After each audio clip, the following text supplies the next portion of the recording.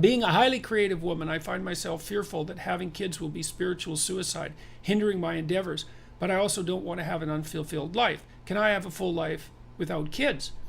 Well, yes, I suspect you can, although it's risky, Maddie, because it's really important for people to have kids, because the thing is that you get older than 40, and our culture is kind of dopey in that regards. It's underdeveloped. We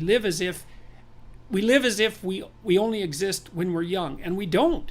It's like, what are you going to do from the ages of, say, 45 to 90 or 95? You need a family around you. You need to see your children grow. You need to have grandchildren. It's a major part, maybe the most important part of the last half of life.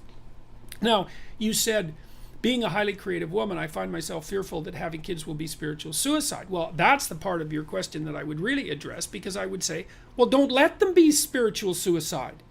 It may be that there's a certain amount of time that you need to take away from the kids, and this is the case for parents in general, so that you can pursue your own creative endeavors. Children do not have to devour your life.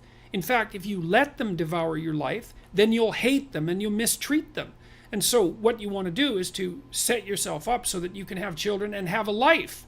And that's better for the children, and it's better for you. Like, children can be taught, encouraged to spend a fair bit of time, not when they're infants, obviously, but to spend a fair bit of time amusing themselves. And that's especially the case if you have more than one child, because they'll mutually amuse one another.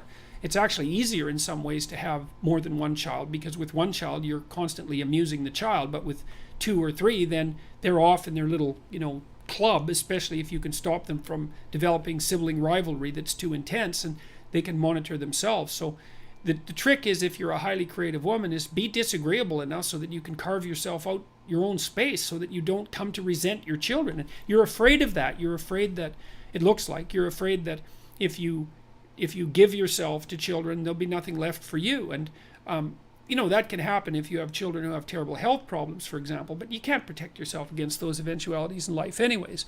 But I would say your best bet is to be a more selfish mother. And believe me, I've had more clients who were ruined by mothers who were too unselfish than I've had clients who were ruined by mothers who were too selfish. So you need to be there when the kids need you, but you shouldn't be there any more than is necessary.